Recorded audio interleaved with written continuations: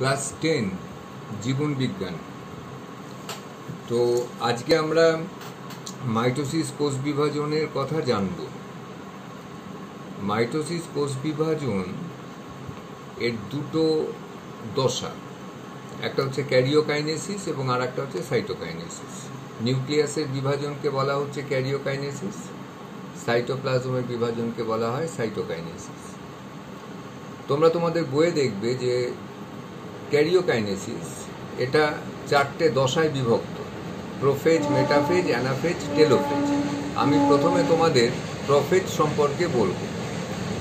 খেয়াল করো যে ইন্টারফেজ দশার পরে যখন প্রোফেজ দশায় আসছে তখন নিউক্লিয়াস থেকে জল বিয়োজন হয়, ফলে ক্রোমাটিন জালিকা থেকে ক্রোমাটিন তন্তুর সৃষ্টি হয়। এরপর এই ক্রোমাটিন তন্তুগুলো স্পাইরালাইজেশন পদ্ধতিতে কুণ্ডলীকৃত এবং ঘনীভূত হয়ে এরকম ক্রোমোজোম গঠন করে। প্রত্যেকটা ক্রোমোজোম সেন্ট্রোমিয়ার অঞ্চল ছাড়া লম্বালম্বিভাবে বিভক্ত হয়ে দুটো করে ক্রোমাটিড গঠন করে। প্রোফেজের যখন শেষ হয়ে আসে, অর্থাৎ লেট প্রোফেজ, তখন দেখো যে সেখানে নিউক্লিওলাস অবলুপ্ত হয়েছে, নিউক্লিয় পর্দাও প্রায় অবলুপ্ত। আর প্রাণীকোষের ক্ষেত্রে সেন্ট্রোজোমের যে দুটো সেন্ট্রিওল, এই সেন্ট্রিওল দুটো কোষের বিপরীত মেরুর দিকে ক্রমশ গমন করতে শুরু করে। আর প্রোফেজের শেষে তারা বিপরীত মেরুতেই অবস্থান করবে এবং এখানে দুটো নতুন সেন্ট্রোমিয়ার তৈরি হলো, যাদের অ্যাস্ট্রাল রশ্মি দ্বারা বেম বা স্পিন্ডল গঠন। এই যে সরু সরু সুতোর মতো অংশগুলো দেখতে পাচ্ছ, এগুলো হচ্ছে বেম বা স্পিন্ডল, এর গঠন শুরু হয়। উদ্ভিদ কোষে যেহেতু সেন্ট্রোজোম থাকে না, সেই জন্য উদ্ভিদ কোষের ক্ষেত্রে মাইক্রোটিউবিউল থেকে বেম বা স্পিন্ডল গঠিত হয়। এরপরে শুরু হয় মেটাফেজ দশা। এখন তোমরা যে ছবিটা দেখতে পাচ্ছ, এটা হচ্ছে মেটাফেজ দশার চিত্র। এই দশার শুরুতে নিউক্লিয় পর্দার সম্পূর্ণ বিলুপ্ত ঘটে, বেম বা স্পিন্ডল গঠন এখানে সম্পূর্ণ হয়। ক্রোমোজোমগুলো দেখতে পাচ্ছ লাল রঙের, যেগুলো এই ক্রোমোজোমগুলো বেমের বিষুব অঞ্চল, অর্থাৎ এই মাঝ বরাবর অঞ্চলে ক্রোমোজোমীয় তন্তুর সঙ্গে সেন্ট্রোমিয়ারের সঙ্গে সংলগ্ন হয় এবং এখানে একটা মেটাফেজ প্লেট গঠন করেছে, এরকম একটা প্লেটের মতো গঠন হয়। এরপর ক্রোমোজোমগুলো আরো কুণ্ডলীকৃত এবং ঘনীভূত হয়। প্রসঙ্গক্রমে এখানে বলা ভালো যে মেটাফেজ দশায় যে বেম বা স্পিন্ডল গঠিত হয় সেটা 3 প্রকারের হয়। একটা হলো অবিচ্ছিন্ন তন্তু, দ্বিতীয় হলো ক্রোমোজোমাল তন্তু, আর তৃতীয় হলো ইন্টারজোনাল তন্তু। তুমি ছবিতে দেখো যে যে ক্রোমোজোমগুলো সেন্ট্রোমিয়ারের সঙ্গে যে বেম তন্তুগুলো যুক্ত হয়েছে, এরা হচ্ছে ক্রোমোজোমাল তন্তু। আর যে তন্তুগুলো এক মেরু থেকে অন্য মেরু পর্যন্ত একেবারে বিস্তৃত হয়েছে, এরা হলো অবিচ্ছিন্ন তন্তু। আর ইন্টারজোনাল তন্তুর কথা আমি তোমাদের অ্যানাফেজ দশায় গিয়ে বলবো। এবার যে ছবিটা দেখতে পাচ্ছ, এটা হচ্ছে অ্যানাফেজ দশার চিত্র। এই দশার শুরুতে প্রতিটা ক্রোমোজোম, অর্থাৎ প্রত্যেকটা ক্রোমোজোমের সেন্ট্রোমিয়ার সমান দুভাগে বিভক্ত হয়। ফলে ক্রোমোজোমের প্রতিটি ক্রোমাটিড নিজস্ব সেন্ট্রোমিয়ার লাভ করে অপত্য ক্রোমোজোম গঠন করে। অর্থাৎ তুমি মেটাফেজ দশায় যে ছবি দেখেছিলে, সেখানে ক্রোমোজোমগুলো দুটো করে ক্রোমাটিড দ্বারা গঠিত ছিল। অ্যানাফেজ দশায় এসে সেন্ট্রোমিয়ার বিভক্ত হলো এবং ক্রোমোজোমে দুটো ক্রোমাটিড বিচ্ছিন্ন হয়ে গিয়ে দুটো অপত্য ক্রোমোজোম গঠন করল। এরপর ক্রোমোজোমাল তন্তুর সংকোচন। ক্রোমোজোমাল তন্তুর কথা তোমাদের আগেই বলেছি, এইগুলো হচ্ছে ক্রোমোজোমাল তন্তু, যেগুলো সেন্ট্রোমিয়ারের সঙ্গে যুক্ত আছে। এই তন্তুর সংকোচন। ইন্টারজোনাল তন্তু, এই যে মাঝখানে যে অংশটায় যে তন্তুগুলো দেখতে পাচ্ছ, এখানেই অবস্থান করে ইন্টারজোনাল তন্তুগুলো। এই ইন্টারজোনাল তন্তুর প্রসারণ এবং অপত্য ক্রোমোজোম যেগুলো তৈরি হলো, তাদের মধ্যে বিকর্ষণের ফলে অর্ধেক অপত্য ক্রোমোজোম বেমের এক মেরুর দিকে সরে যায় এবং বাকি অর্ধেক বেমের অন্য মেরুর দিকে সরে যায়। এই রকম চলনকে অ্যানাফেজীয় চলন বলা হয়। বেমের মাঝ বরাবর, অর্থাৎ এই যে অঞ্চলটা তোমাকে আমি দেখাচ্ছি, এই অঞ্চলে ইন্টারজোনাল তন্তুগুলো মিলিত হয়ে এখানে স্টেম বডি গঠন করে। এই স্টেম বডি উলম্ব তলে বৃদ্ধি পেয়ে, অর্থাৎ এই দুপাশে বৃদ্ধি পেয়ে অপত্য ক্রোমোজোমগুলোকে বিপরীত মেরুর দিকে ঠেলে দেয়।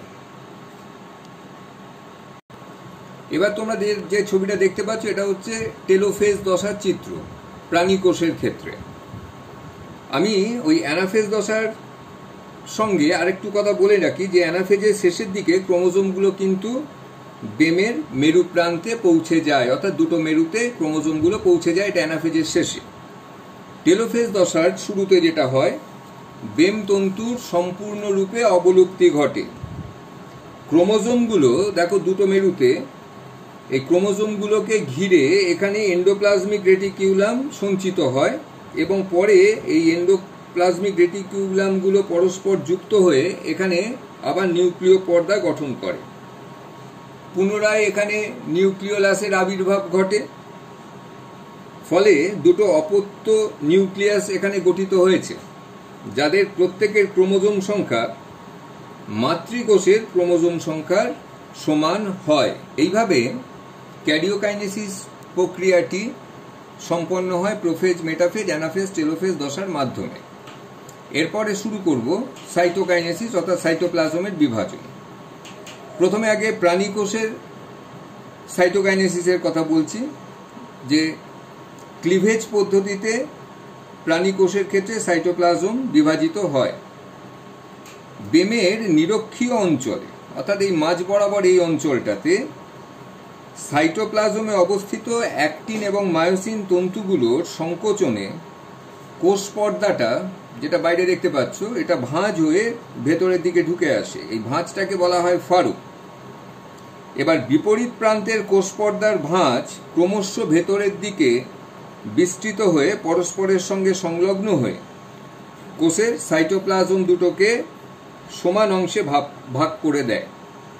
ফলে এখানে তাহলে কটা কোষ তৈরি হবে? যদি এই জায়গাটা যুক্ত হয়ে যায়, দুটো অপত্য কোষ গঠিত হলো। এইভাবে প্রাণী কোষের ক্ষেত্রে সাইটোকাইনেসিসটা ক্লিভেজ প্রক্রিয়ার মাধ্যমে ঘটে।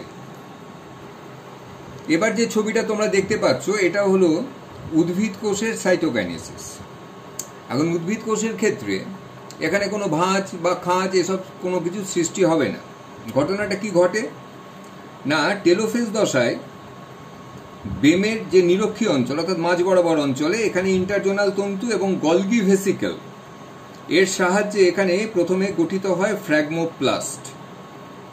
এরপর এই ফ্র্যাগমোপ্লাস্ট থেকে তৈরি হয় কোষপাত। এই কোষপাত ক্রমশ বৃদ্ধি পায়। বৃদ্ধি পেয়ে ভৌত রাসায়নিকভাবে পরিবর্তিত হয়ে এ গঠন করে মধ্যপর্দা, এবং এখানেই এরপরে তৈরি হয় কোষপর্দা। এই মধ্যপর্দা আর কোষপর্দার মাঝখানে সেলুলোজ, হেমিসেলুলোজ এই জাতীয় পদার্থগুলো সঞ্চিত হয়ে তৈরি করে প্রাথমিক কোষ প্রাচীর। এটা তৈরি হয়ে গেলে সাইটোপ্লাজম তখন দুটো অংশে বিভক্ত হয়ে যায় এবং দুটো অপত্য কোষের সৃষ্টি করে। এইভাবে উদ্ভিদ কোষে সাইটোকাইনেসিস প্রক্রিয়াটা সম্পন্ন হয় এবং উদ্ভিদ বা প্রাণী কোষে অবশেষে এরকম দুটো অপত্য কোষ তৈরি হয়, যাদের ক্রোমোজোম সংখ্যা মাতৃকোষের ক্রোমোজোম সংখ্যার সমান। সেই কারণের জন্যই মাইটোসিসকে সমবিভাজন বলা হয়। এর সাথে তোমরা মাইটোসিস কোষ বিভাজনের গুরুত্বটা একটু পড়ে নিও বই থেকে। তোমরা এখন যে ছবিটা দেখতে পাচ্ছ, এটা হচ্ছে মিওসিস কোষ বিভাজন প্রক্রিয়ার ছবি। এখন তোমাদের সিলেবাসে মিওসিস কোষ বিভাজন প্রক্রিয়া নেই, তা আমি এখানে তোমাদের বলে দিই যে মিওসিস কোষ বিভাজনটা আসলে কি। যে এখানে যে জনন মাতৃকোষ, ডিপ্লয়েড জনন মাতৃকোষ, এই মাতৃকোষের সাইটোপ্লাজম এবং নিউক্লিয়াসের এখানে দুবার বিভাজন হয়, কিন্তু ক্রোমোজোমের একবার বিভাজন হয়।